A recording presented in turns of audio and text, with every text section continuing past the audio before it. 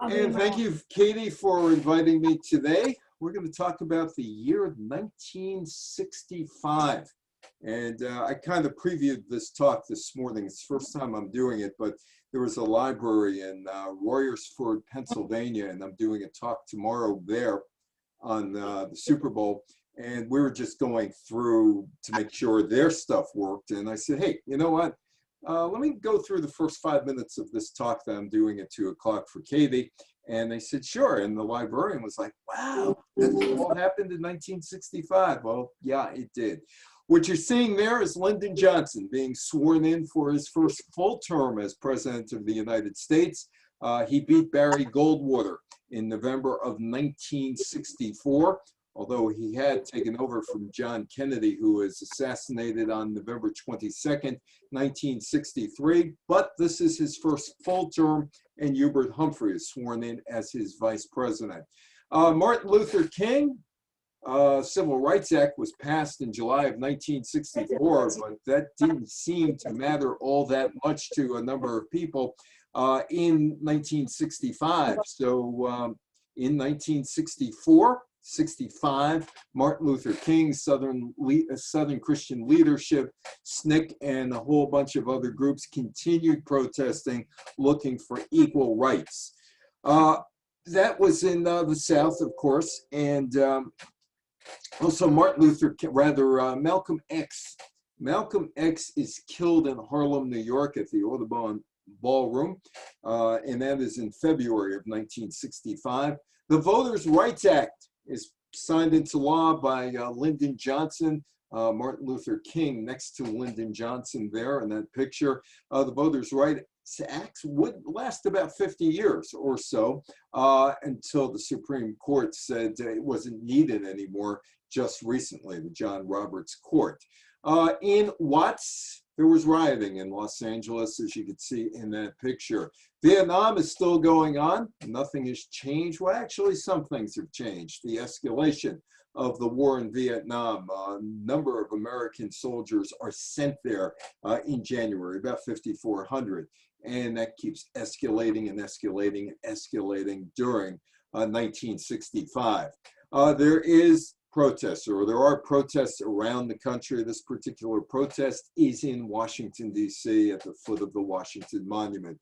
The Dominican Republic, this is the Monroe Doctrine at work, which was done back in the 1820s or so.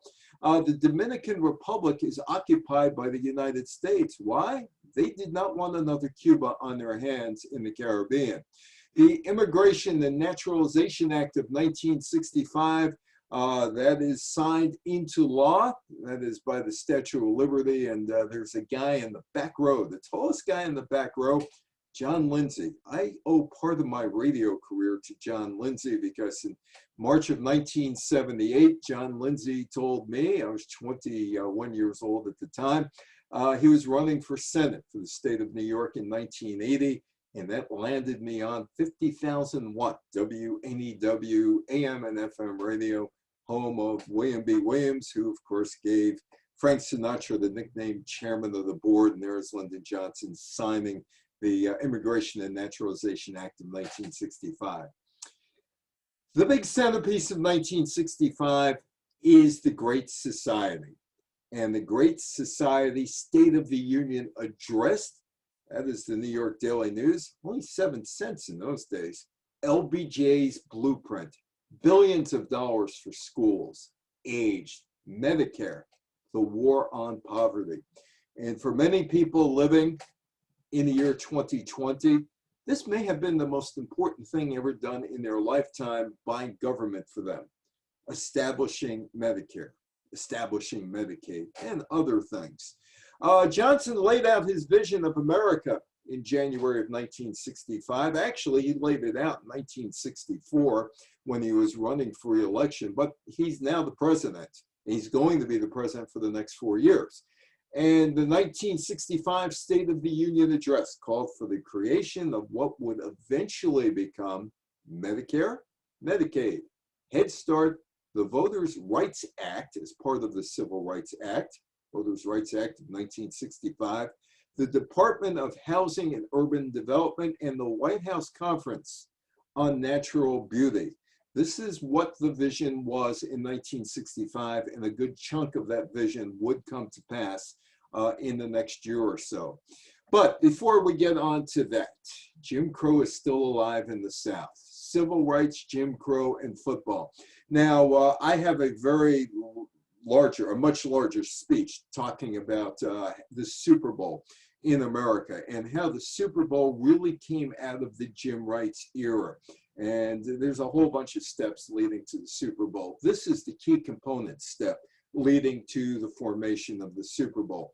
It's 1965, and the American Football League is playing an all-star game in New Orleans with the intentions of putting the game in New Orleans. And this would kick off a series of events that would ultimately lead to the Super Bowl being played January 15th, 1967.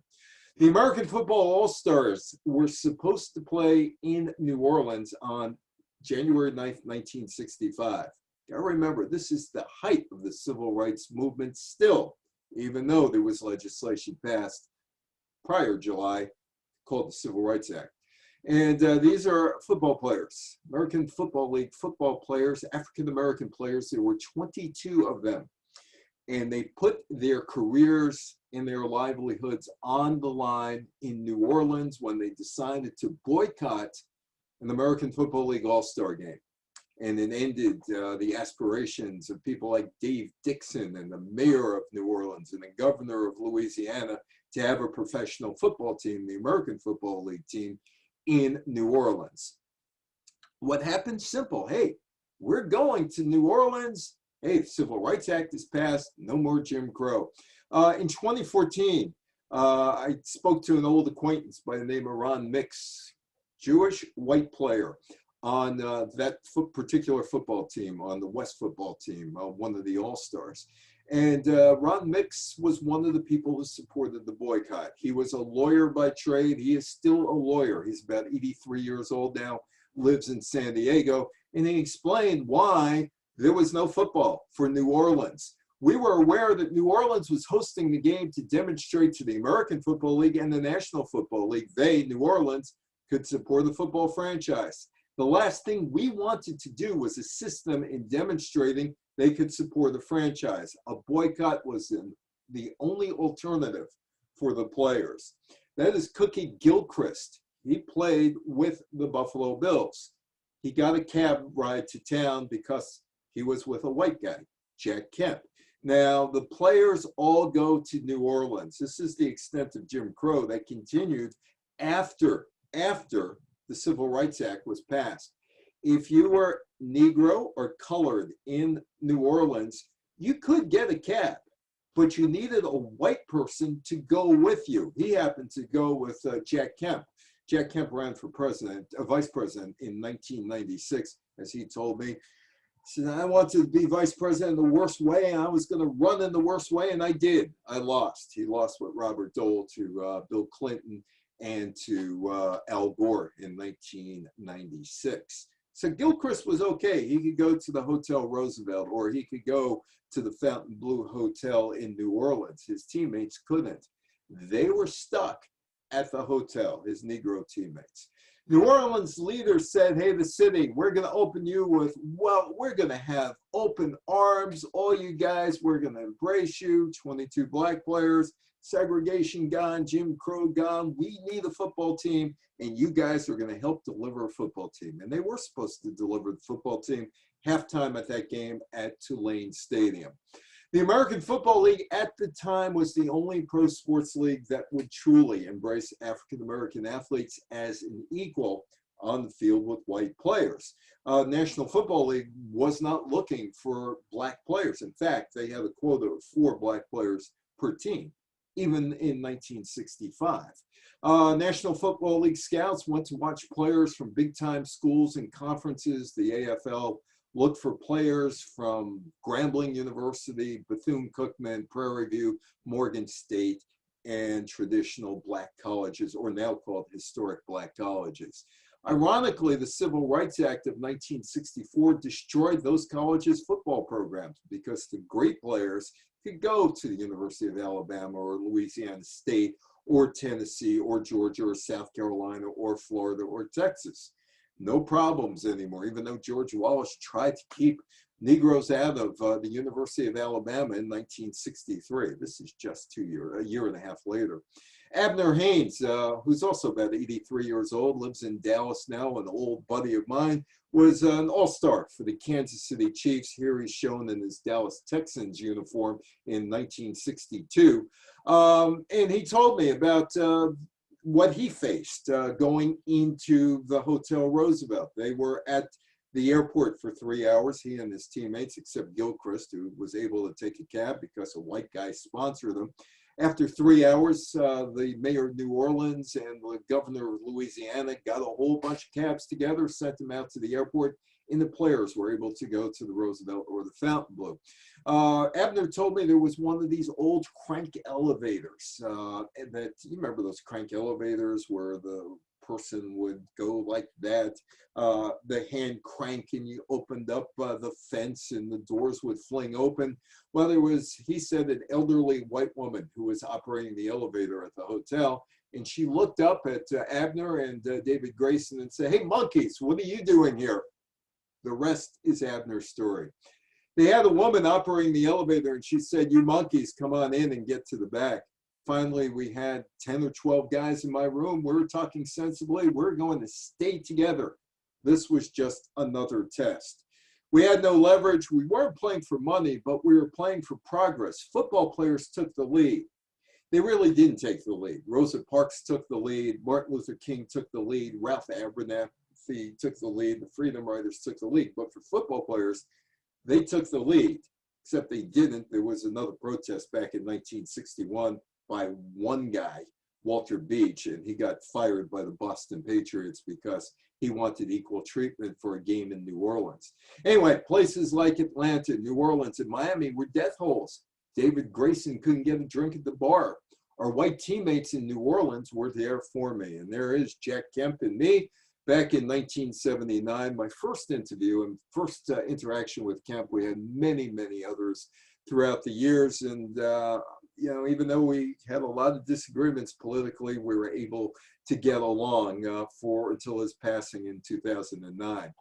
Abner said one of the things we needed was the unity of white and black players for a new league. When the white players, Jack Kemp, Jerry Mays, who is our Kansas City defensive leader, 4 or 5 other guys heard what was happening, their characters showed, and my teammates were looking after me.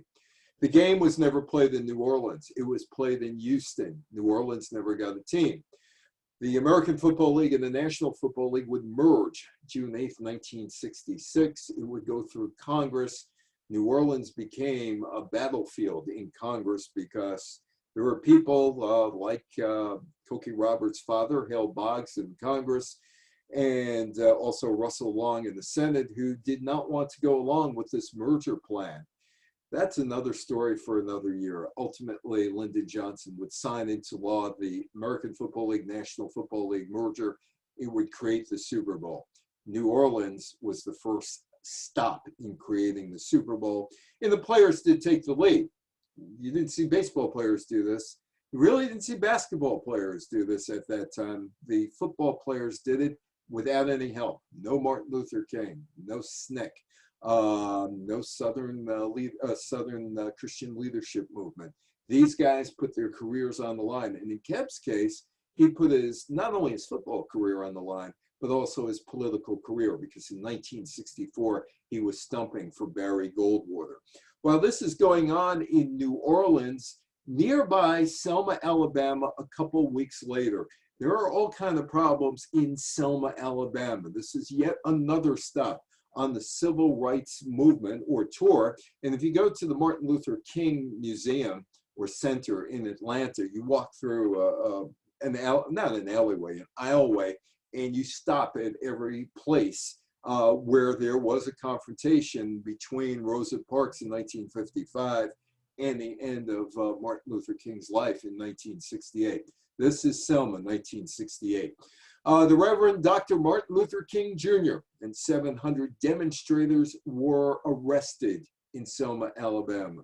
Why Selma of all places? Selma is just a little town in Alabama. Well, in 1950, African Americans made up about half of Dallas County, Alabama, where Selma is, voting age population. But since 1901, they had been denied the right to vote through poll taxes, literacy taxes, all enacted by Alabama's state constitution. Now, in January of 1964, there was a congressional amendment that outlawed poll taxes. We weren't supposed to have them anymore.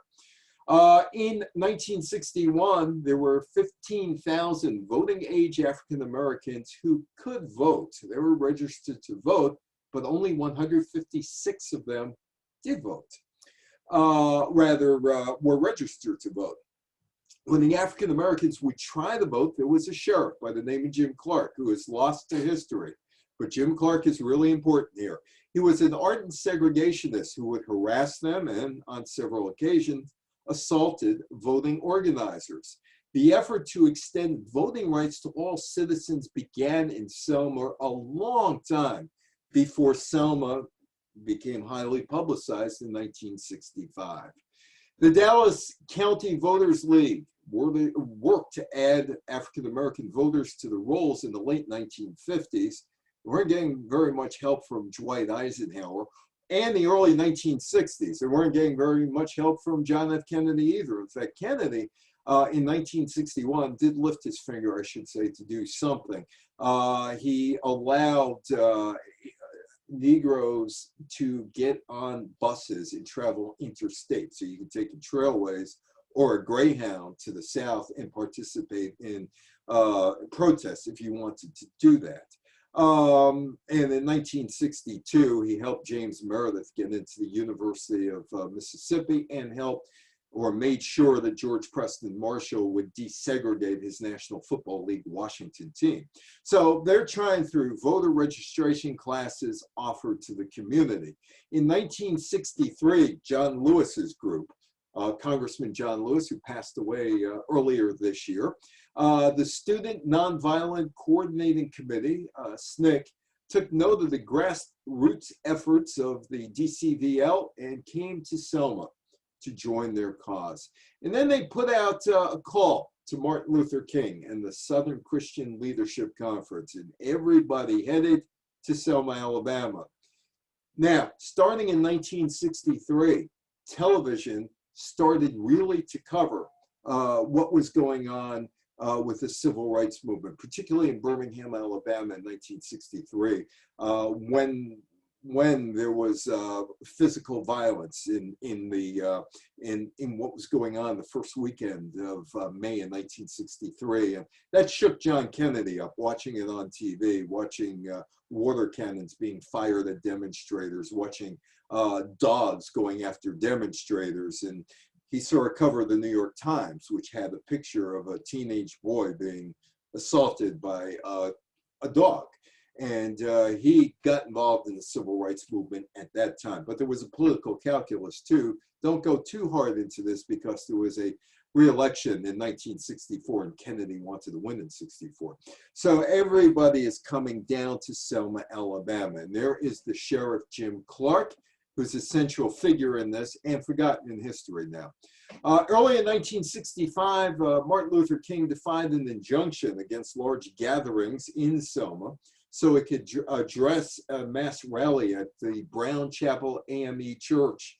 A few days later, 400 joined the first voter registration march to the Dallas County Courthouse. That's when Clark swings into action. He directed the marchers to an alley, and none of them were allowed to register. And if you think this behavior was highly unusual in the South, it wasn't. There were people like Bull Connor in the South doing the same thing, him in Arkansas.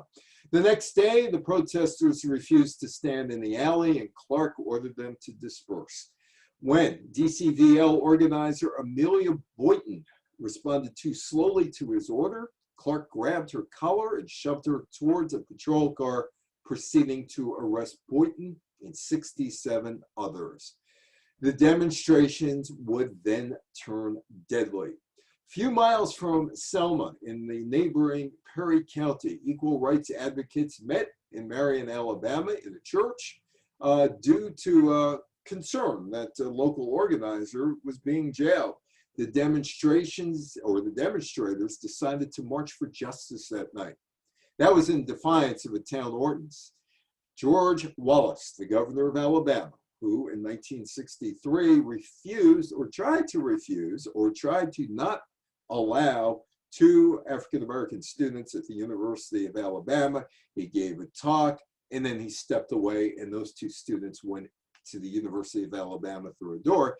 So he sends state troopers from Montgomery to disperse the marches. And then there is this guy, another guy lost to history by the name of Jimmie Lee Jackson.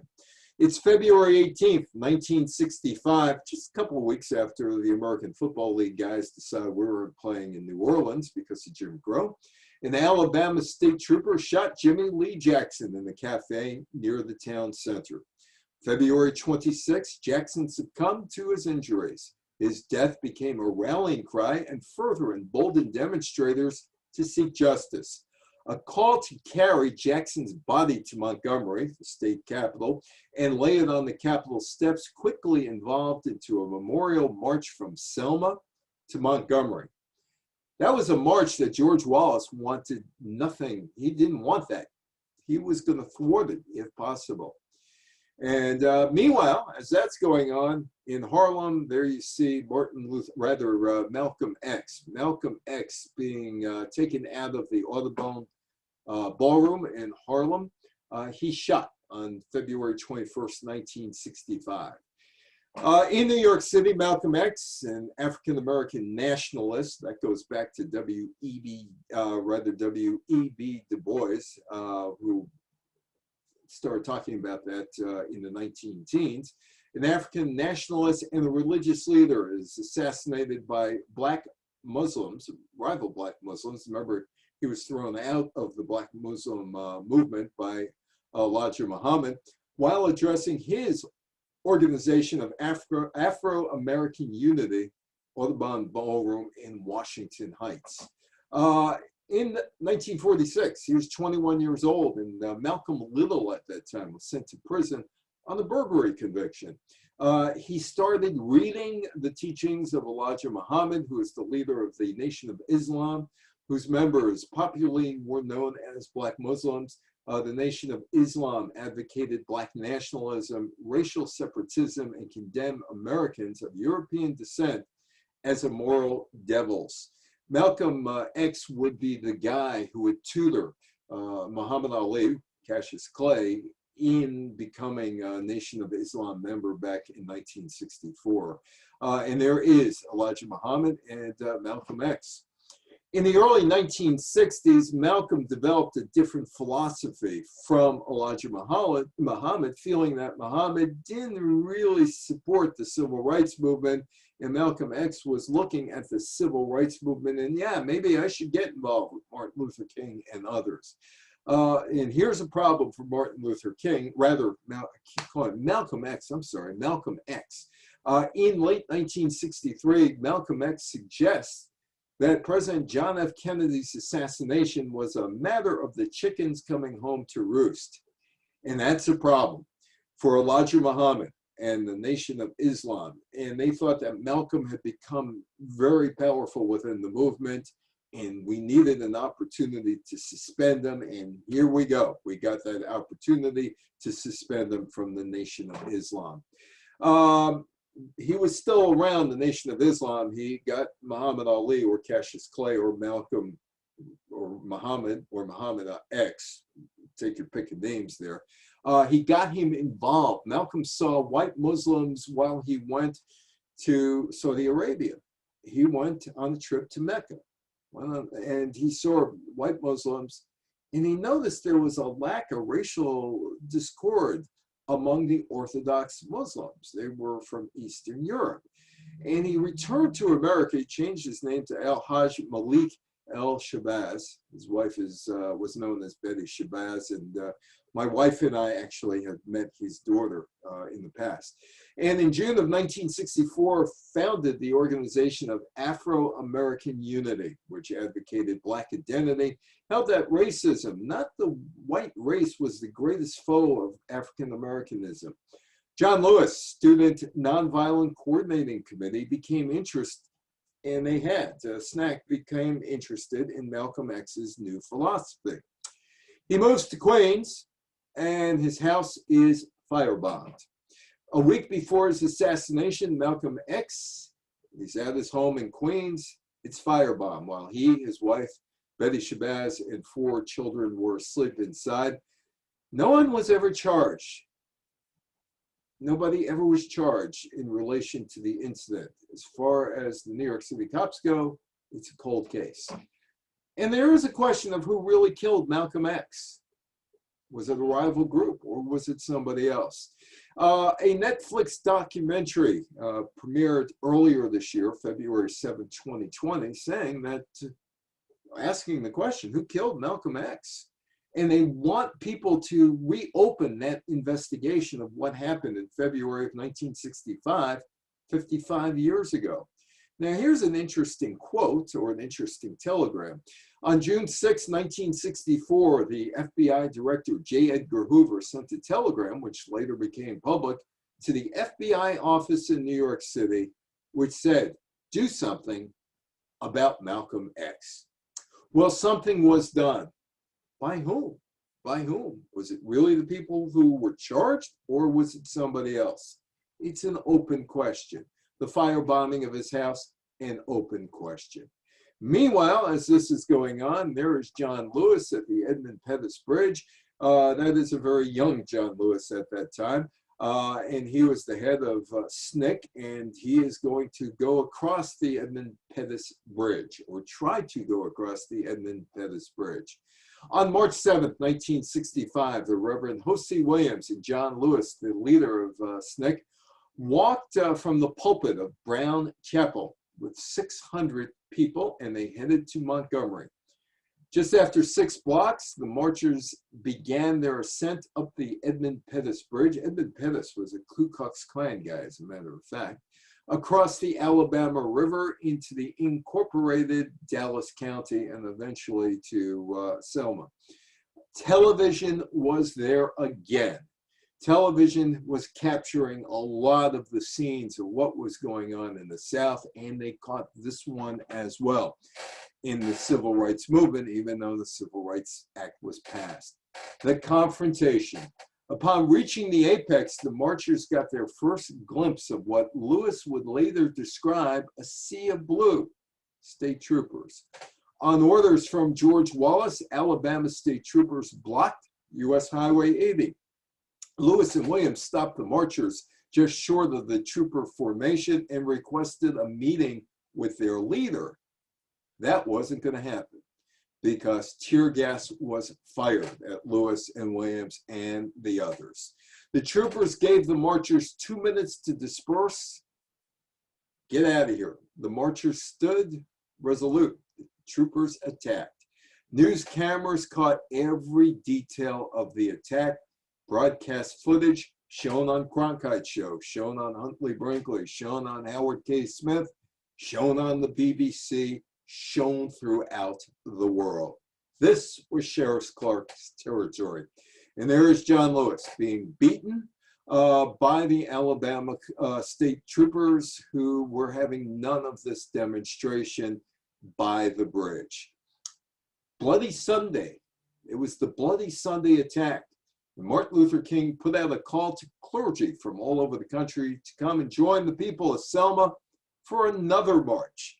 The federal district judge, Frank Johnson, hampered these plans, issued an injunction against any march until he could have a hearing. Hesitant to defy the court, King agreed to march, but only to the far side of the bridge on Tuesday. March 9th, 2,000 people approached the troopers across the same ground. The leaders kneeled in prayer, stood up, turned around, walked back to the city of Selma. That night, there was a utilitarian clergyman who marched, the Reverend James Reed, and he was attacked and later died. Dr. King spoke at the funeral saying, "Why must good men die for doing good?" There's George Wallace. There's George Wallace, segregationist. He won in 1967 the Alabama governorship or gubernatorial election running on a segregationist platform. There's another march. As the marchers prepared to embark for Montgomery, Wallace refused to provide state protection. In response, Lyndon Johnson gets involved, and he federalizes Alabama's National Guardsmen and sends an array of federal troops and agents to protect the marchers. They do their march as the protest. Meanwhile, Dominican Republic becomes a problem for the United States. And 4 years earlier, there was the failed Bay of Pigs invasion. John F. Kennedy didn't have air cover during that invasion. This time, it wasn't going to be the same. The Americans didn't want communists in Caribbean. They felt, well, we got a problem in Cuba, which was allied with the Soviet Union. We don't want this to happen in the Dominican Republic. So on April 28th, 22,000 troops. You got to remember, troops are being stretched thin here. They're going to Vietnam, and now they're going to the Dominican Republic. 22,000 troops landed in the Dominican Republic. Over the next few weeks, they bring an end to the fighting and help install a conservative, non-military government. Dominican Republic had problems since 1963. All of this started when a civilian and military supporters of former President Juan Bosch overthrew the acting president, Donald Reed Cabral. U.S. troops remain in the country until 1966. The summer begins, and it's going to be a long and hot summer. Both sides. Here's a Klans meeting in North Carolina. While this is all going on, the Voters' Rights Act of 1965 is passed. There is Lyndon Johnson shaking hands again with the Reverend Dr. Martin Luther King. Lyndon Johnson viewed King as, well, we're allies to a certain extent. Johnson wanted to get some things done. So did King. They were wary of one another, but they worked together. Unlike the Kennedys, who really didn't like Martin Luther King all that much. Lyndon Johnson signs the Voter Rights Act into law. That's on August 6, 1965. That would last 50 years. That would get rid of poll taxes and literacy taxes and other things. Again, the Reverend Dr. Martin Luther King Jr. and other civil rights leaders are present at the ceremony. But there is the problem in Watts, and Watts explodes in Los Angeles. This is August 11th, 1965. Some people call it the Watts Rebellion. Other people call it the Watts Rioting. It lasts for 6 days, 34 deaths, 1,032 injuries, 4,000 arrests, 34,000 people are there protesting, and the destruction of 1,000 buildings. There were a couple of, there were brothers, Marquette and Ronald Fry, and they're pulled over by a CHIPS patrol officer, California Highway Patrol, near the corner of Avalon Boulevard and 116th Street. Marquette failed a sobriety test, and he began to panic as he was arrested. His anger was because he thought he was going to jail. A scuffle breaks out between him and one of the officers. Doesn't seem like all that big a deal, but it becomes a big deal. That is a picture. Here's Vaughn's supermarket right there. Vaughn's is still in business. Anyway, here you see state troopers in California. They're out there in Watts. There's a problem in Watts. 34 dead, most of them black citizens. There were 2 policemen and a fireman who were among the casualties. 26 deaths, mostly because of the Los Angeles police or National Guard actions, and they were all deemed justifiable homicides. They ended, and there are some suggestions from the community how to fix it. The suggestions were improve the schools, find jobs for people, better housing. Healthcare would be a good thing as well, and improve the relationship between the police department and the local residents. This is 1965, the summer of 2020. In the summer of 2020, you heard some of the same things following the George Floyd killing. Some of the same things that you heard were talked about in 1965. Nothing happened in Watts. The Great Society. Some of you who will be watching this were direct benefits of what happened, or got direct benefits of what happened in 1965. Lyndon Johnson decides to change the thinking of Americans. Medicare and Medicaid become law. Medicare covered hospital and physician costs for the elderly who qualified, which was most elderly. There wasn't bartering the way it was 65 years earlier. It wasn't that you saved all of your money so you could give it to hospitals when you got sick in years after you're 65 years old. And my wife could tell you about her father or grandfather who fell in that category. Medicaid covered health costs for people getting cash assistance from the government. Both programs served as safety nets for America's most vulnerable. Now, this was a John F. Kennedy proposal. This was in 1961. And Kennedy thought, you know what, it might be a good thing. But he backed off because going to Congress, he had no support in Congress. He had no support in Congress. Lyndon Johnson had support in Congress. And he was able to get through a Civil Rights Act. He was able to get through some of the Great Society plans. Kennedy couldn't do that. Johnson could. He was once the Senate Majority Leader, and he knew how to work the Senate. As president, he worked the Senate. The Head Start program and educational reform. Head Start program started as an 8-week summer camp run by the Office of Economic Opportunity for 500,000 children ages 3 to 5. In 1965, the Elementary and Secondary Education Act was passed. That was Edith Green up in Oregon from the House who helped that. It guaranteed federal funding for education in school districts whose student majority was low income. Urban Renewal, the Housing and Urban Development Act of 1965, provided federal funds to cities for urban renewal and development. For cities to receive funds, they had to establish minimum housing standards. The support for arts and humanities. In September 1965, Johnson signed the National Foundation on the Arts and Humanities Act. It declared the arts and humanities belong to all people of the United States, and that culture is a concern of government, not just private citizens, rich guys who bought art or supported artists struggling, that the government should be involved in some of these projects. The environment. Johnson signed the Water Quality Act into law in 1965, which helped set up the National Water Quality Standards. He also, in 1965, signed into law Motor Vehicle Air Pollution Control Act, formed the first vehicle emissions standards. You couldn't have a gas guzzler that kicked out gas or actually fumes from your car. That was supposed to be controlled for pollution and air quality. Immigration and Naturalization Act passed in October 1965. It ended immigration nationality quotas. In 1924, Congress and Calvin Coolidge was president in 1924, signed an act into law, quotas on those Eastern Europeans coming to the United States in 1924.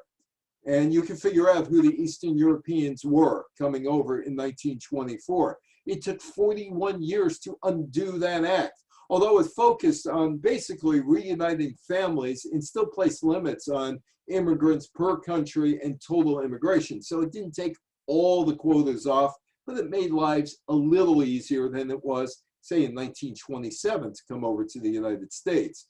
Colonialism, meanwhile, in Africa, the Brits are getting out, so are the French, so are others.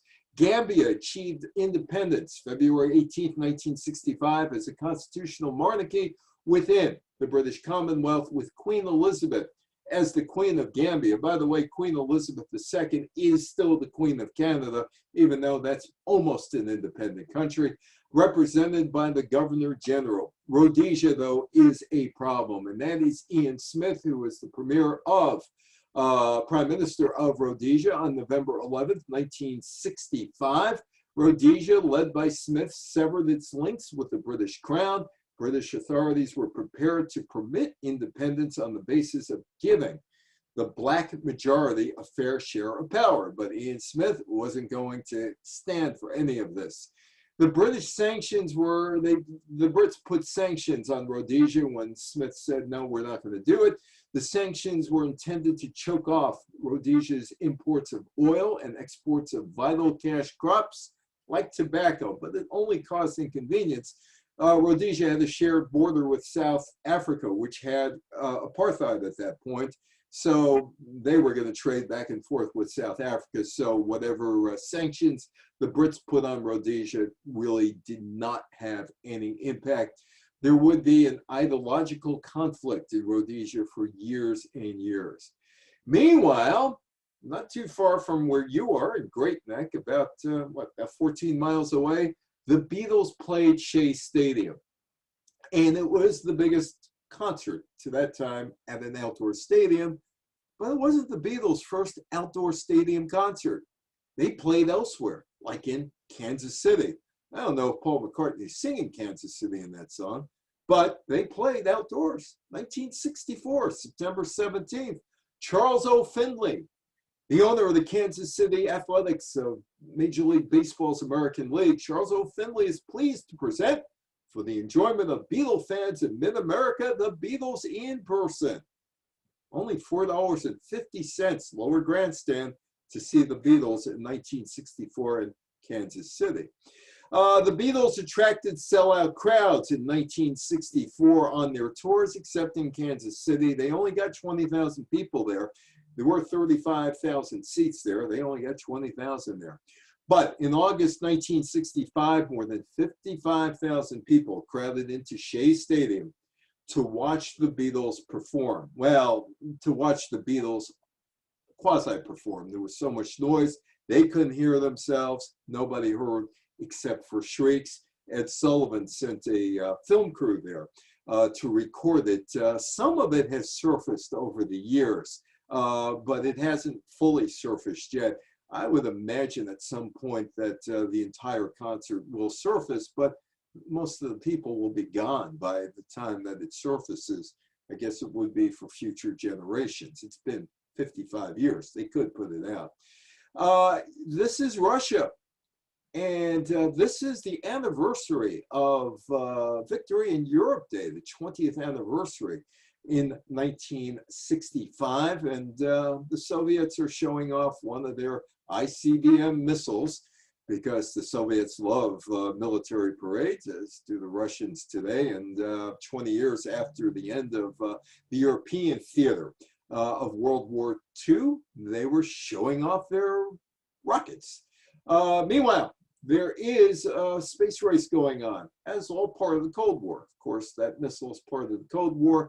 As we found out later, the Soviets and the Americans are racing to the moon. John Kennedy said, we want man on the moon before the end of the decade, presumably 1969. But he really didn't care much about space. He just wanted 2 Americans on the moon before the Soviets got there. And finally, the Americans were able to get within range of the moon. This is a picture taken by Ranger 7, an unmanned spacecraft that went to the moon. The Soviets had been doing this for a while. The Americans were having trouble. They finally get there. Some of you might remember, I do, because I didn't watch the Red Skelton show that night, that Tuesday, November 9th blackout in the Northeast. 30 million people without power. That was a long blackout, and nobody seemed to know what happened. I was living in Queens at the time, and it was just pitch black. 30 million people snared in the blackout. I got one of these things today, smartphone.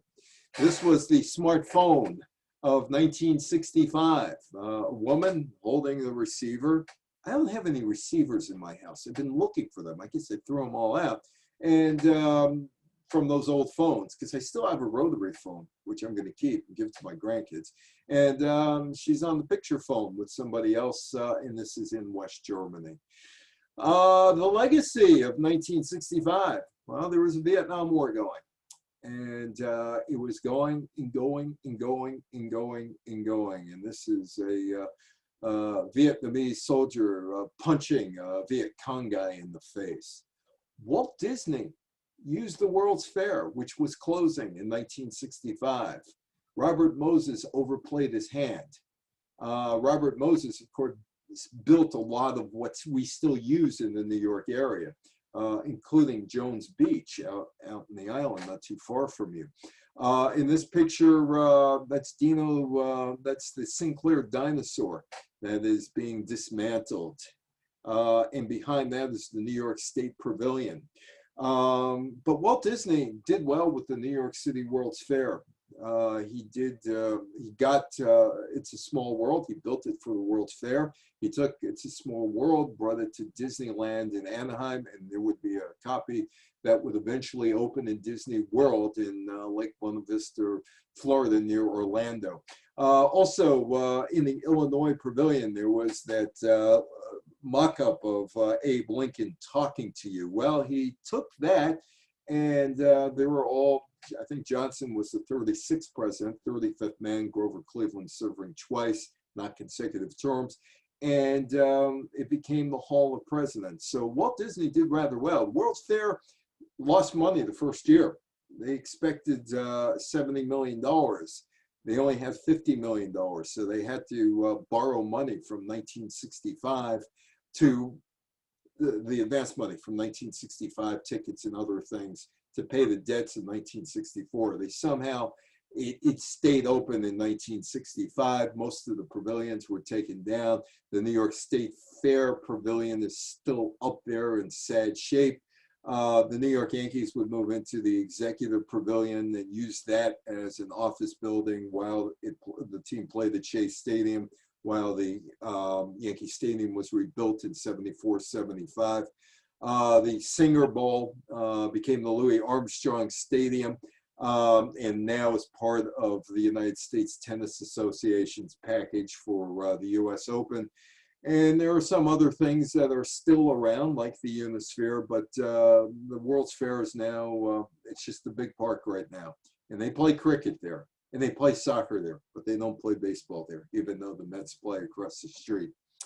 John Lewis's funeral was this summer, and John Lewis's funeral went through the Edmund Pettus Bridge. And the congressman from Georgia, it was a very, very different look as he went back to his final burial place in Georgia. State troopers saluted him in 2020. He was beaten in 1965. The legacy, 2013, a central portion of the Civil Rights Act is deemed unconstitutional. Kennedy, Roberts, Alito, Scalia, and Thomas said that, hey, whatever Lyndon Johnson did in 1965 doesn't matter. We think it's unconstitutional. There is no Civil Rights Act today as far as voting goes. It was in 2013 that John Roberts said that things have changed dramatically since the act was passed in 1965. And in the view of the majority, the Voting Rights Act was gutted because states with a long history of racial discrimination in their conduct of elections no longer needed to clear changes to voting laws with the federal government.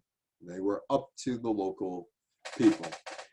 That was the year that was, 1965. The Great Society, Vietnam, the Cold War. Civil rights, a lot of civil rights acts going on, or actions going on, particularly in the South. Colonialization in Africa, well, that is abating, and in 1966 there would be more. The legacy of 1965, the Vietnam War would escalate in 66, 67, 68 into 69. The war would finally end by 1973. Lyndon Johnson would not seek re-election in 1968. Why? Because of the Vietnam War. The Vietnam War was splitting the country apart. The first demonstrations were taking place in 1965. The first college demonstrations would take place in 1967. And by 1968, there were battles in the street over Vietnam. Of course, Martin Luther King would be assassinated in 1968 and leave a major power vacuum in the civil rights movement without the central leader, who is Martin Luther King. The 1965 impact is felt today with people get on Medicare, on Medicaid. The Voters' Rights Act's gone, Head Start is kind of still around, but there was a change in 1965, and it was a change in the way Americans viewed things. And, you know, when you have the ebb and flow of who's in power and who isn't in power, some of what Lyndon Johnson did in 1965 has been chipped away over the last 55 years. So that was the year that was. If you have any questions, Katie, can people hear me over there? Because if not, we'll just end this right now. The year 1965. Not too much has changed in some ways, and a lot has changed in other ways. Anyway, I want to thank Katie for inviting me, and I hope that everybody has a very safe holiday season, a very happy new year, and hopefully we'll see you in January with the sequel to this, which would be 1966, and I've done the 67, 68, 69 talk for you, so maybe we'll go backwards to 1961 in 1962. So thank you, Katie. Thank you, everybody, for listening.